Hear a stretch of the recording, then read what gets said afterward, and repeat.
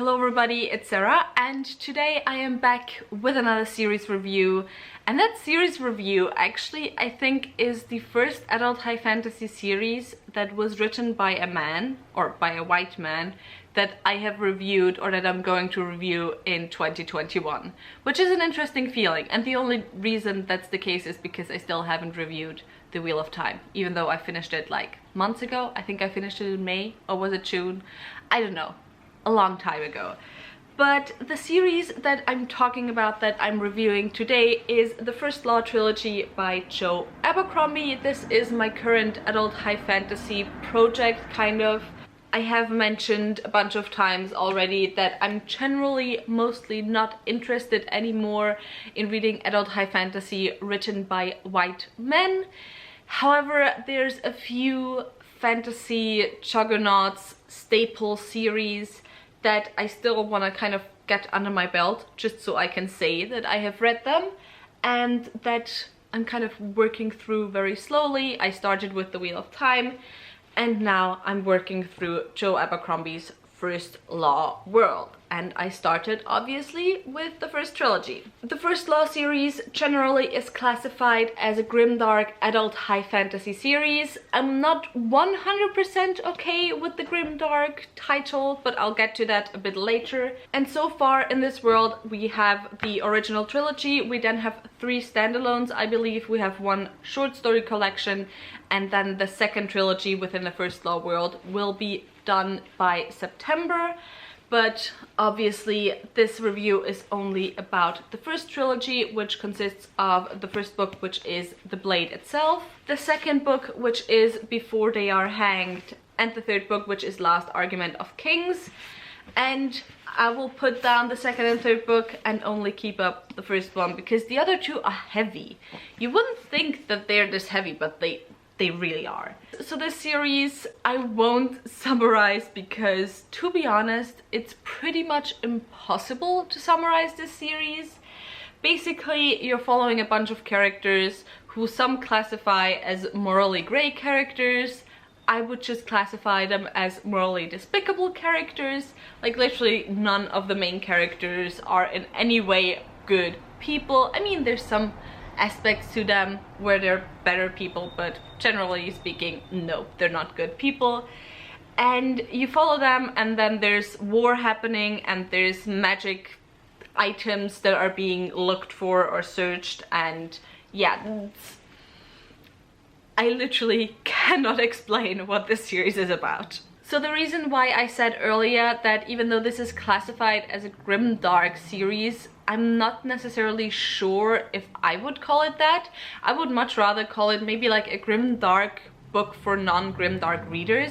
Is, for me, I mean, sure, grimdark, you have the morally despicable characters, or the, you know, not good characters. You have a lot of gore within grimdark. You have this kind of gritty realism type feeling. That's all part of grimdark. However, the thing that I find much more important for grimdark, and why I usually don't like grimdark, is because it's not just about the dark feeling of the series or the dark aesthetic, the gritty aesthetic of the series. For me, grimdark is about the hopelessness, and that there's literally no way to win, no way to come out on top. It's just, you know, just sucks. It's like literally a world that you feel uncomfortable thinking about, and uncomfortable thinking about what it would be like to live in that world.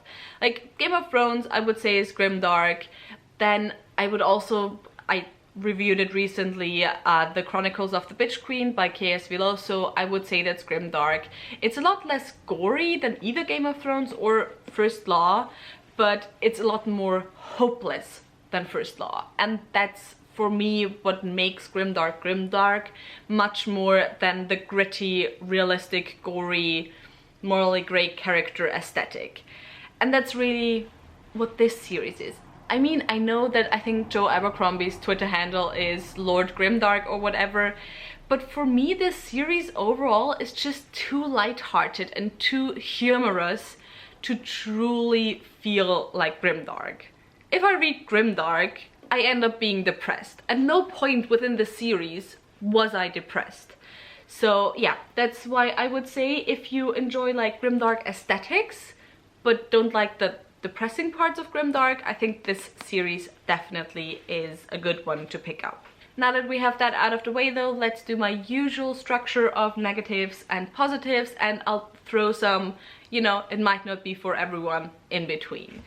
But the negatives for this mostly are things that I would put down to it having been written pre-2010. 2010 for me is a very arbitrary date that I decided, where certain world building elements, if they are in books pre-2010, I am okay with them. I'm not happy with them, but I can ignore them. However, if they are in a book after 2010, I will actively bash them. And those elements, a lot of these elements are in this series. However, they were written pre-2010, so I'm okay to see where those world building elements go in future books and see how Joe Abercrombie maybe changes them a little bit. So the world building elements I'm talking about, first of all, are the lack of female characters in this series. So Hannah just needed something from me, and also I had to change the batteries. But I think all in all there's a total of 4 female characters in the entirety of the series that are named. One of them is a POV character, even though it's one of the characters with the least amount of POVs, and she's the kind of wildling type character. We'll get to that part of the negatives a bit later. Then next we have one character that I would call a secondary character, who I actually really enjoy and who I really enjoyed the characterization of. And then we have 2 tertiary characters that barely appear. One of those, yeah, I liked her. She appeared in the 2nd book mostly, and then the last female character appears in the 4th book, and there's some issues there with LGBT representation as well that I'm not a fan of, but I can't really get into without going into spoilers. But let's just say, you know, I don't think it was handled all that well. So yeah, in terms of female characters, I would say it's mostly negative that there weren't a lot of characters there. But the problems I had were less with the characterization of the female characters as women and more of the characterization of other aspects of their identity. Because when it came to just, you know, straight white women, I did really love what Joe Abercrombie did with them. Could have put a bit more of it in there, but, you know, it's pre-2010, written by a man. However, what I've heard so far about the books coming after this, there are a few female characters that I'm genuinely excited about and where I do believe that he improved there. But we'll get to that once I have read those books. Then the second issue that I had with this series, and the way bigger issue, is that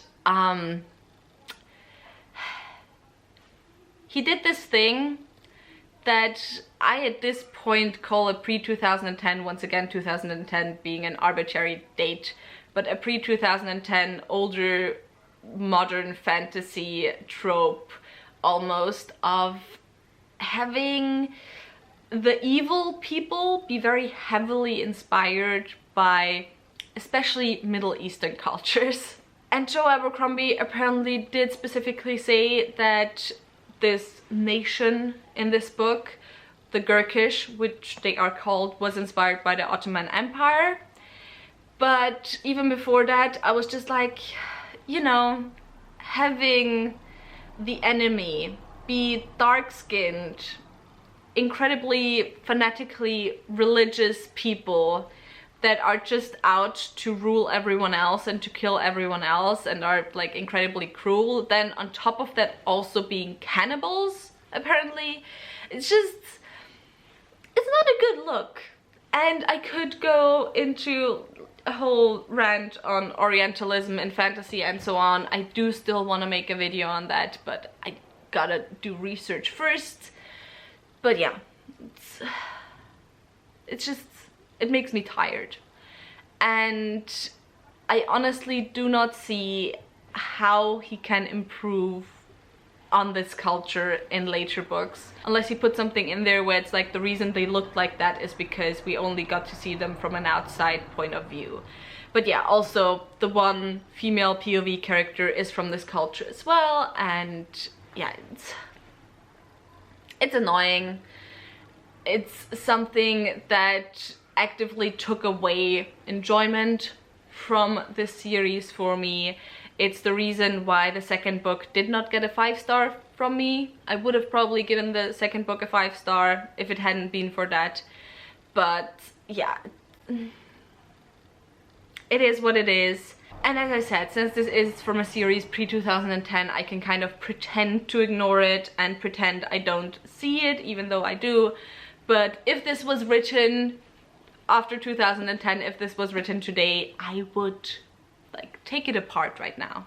But yeah, also sun is coming back. Sun is going in and out of the clouds or something. Anyway, light is gonna be fucked up in this video. But yeah, those were the main two negatives, like definitely negatives that I had about this series. Otherwise, I would say there are some things that I think won't work for everyone. The first is the characters, because I do think that you have to be okay to root for like truly despicable characters within the series, or to find it interesting to read from the point of view of truly despicable characters.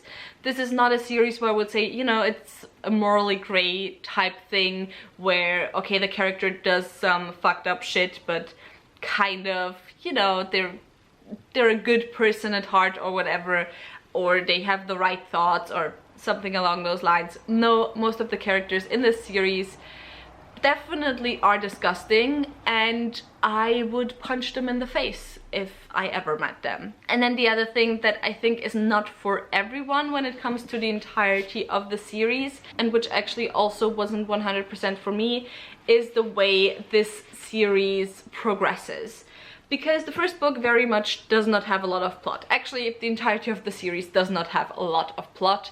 It's also, I also wouldn't say this is a series where it's all about character exploration. It's just, there's characters and stuff happens to the characters, and it's kind of like history where you don't really have a neat beginning or ending to it, but it just kind of goes on. So you have the first book where we're mostly introduced to the characters, which is more of a character study, and basically the entirety of the first book I was like, what is the point of this? Like, where are we going from here? I have no clue what's going on, but I'm getting to know the characters and I enjoy that. Then the second book does feel like there's a lot of plot. In the second book there is a goal. I still didn't know what the goal of the entirety of the series was, but every character within the second book had a goal and we knew what the objective of those characters were. So the second book very much is a classic fantasy type story. It also was really nice because since the characters were set up already in the first book, we didn't have to spend a lot of time building the characters anymore in the second book, but we already knew why they were doing what they were doing. And then the third book was actually the book that I enjoyed the least in the series. And this book, this series is definitely a series that's very open-ended. Like, I found it very interesting because usually when you have a series, you have an ending to both the character arcs as well as the storyline. And it felt like in this book there were some storylines, like the main storyline of this trilogy was wrapped up. There was like this final goal and that was done. However, I do not feel like any of the character arcs were wrapped up, and I feel like a lot was left open, and it felt more like just the ending of one of the books in a series of one arc within an entire series, but the series still goes on, and less like the ending to a trilogy. So I found that very interesting. Didn't necessarily work for me, but it was a choice that was made. So now we can move on to definitely positive things. The first is the characters. Joe Abercrombie, aside from the few things that I said that I have nitpicky in terms of LGBT stuff, although I do appreciate it because, you know, there was a mention of LGBT stuff in a pre-2010 series, which I I don't think I've ever read from a white man. So, although actually I did. What's his name? The Witcher author. There was some LGBT stuff. But yeah, anyway. So aside from the LGBT and the, gonna call it ethnic representation in terms of characters, I did really think that the characterization of all the characters was incredibly interesting. I feel like I just said characters a lot. So I was not necessarily invested in all the characters, but I wanted to see where they were going. And I think this is one of those series as well where a few of the characters, I have such an intense hatred for them, and I wish them the absolute worst. I wanted them to die in the worst way possible. And honestly, that also shows you sometimes how good a writer is, if you can just develop such an intense hatred for certain characters. Something else in terms of characters that I really enjoyed was also the characters' interactions and relations to each other. I found them really interesting. I found them really well done.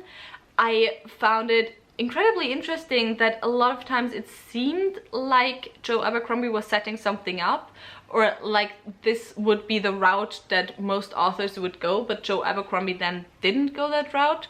So I also enjoyed that because it left certain things open where I wasn't at the beginning of the first book already like, oh yeah, okay, these two are gonna be a couple or something along those lines. So I did really enjoy that as well. And yeah, I just think Joe Abercrombie does excellent character work. Are they necessarily some of my all-time favorite characters in terms of personally loving them? No, not necessarily. But I don't always need that in books. Sometimes it's just enough if I am interested in knowing how the characters are gonna develop. And then the other thing, the probably most standout thing about Joe Abercrombie is absolutely his writing. I am not someone who notices writing a lot, especially not in fantasy. Usually I read fantasy for the plot and for the characters. However, Joe Abercrombie's writing is incredible. He has such power in some sentences that I absolutely love it. I can also highly recommend the audiobook. It's so good. I started The Blade itself via the audiobook. I did stop them because I do prefer reading physically compared to listening to an audiobook. But if I say an audiobook, especially a fantasy audiobook, is good, then it's good. So yeah, Joe Abercrombie's writing, I do not know how to describe it exactly, but it's very purposeful and it brings across exactly what he wants to say. Also, he is a writer compared to a lot of other writers where I really got the different characters from their POVs, where I got the characterizations from the POVs and from how they were written. For example, one of the characters, Glotka, is the only character who has like inner monologue in his chapters and things like that. So I did really enjoy that. Also, it just reminded me from where I flipped it open. But another negative thing that I forgot is that we do have a kind of evil, creepy albino stereotype in this series as well. So yeah,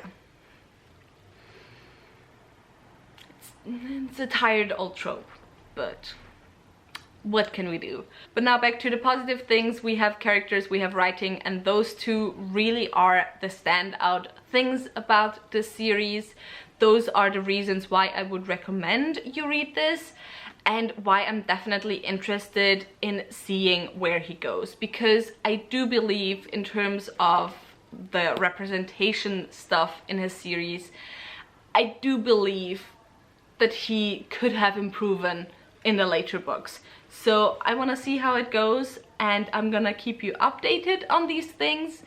And Joe Abercrombie definitely, if he improves on those things, could become a new all-time favorite author.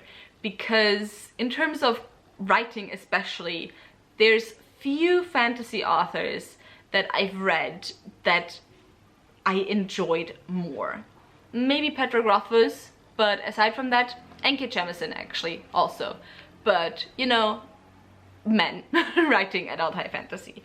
So yeah, that was it for the series review. If you have read the series, tell me your thoughts on the series down below. If I have helped you decide to pick this up or not pick this up, also tell me in the comments down below. If you enjoyed the video, maybe think about giving me a thumbs up and also maybe subscribing. All the links to my social media are in the description box down below, so go and check those out. All the links to my book club of Queens, Witches and Valkyries, where we read one adult high fantasy book written by a woman or genderqueer person per month, will also be left linked down below, so go and check those out as well. And I hope I'll see you soon.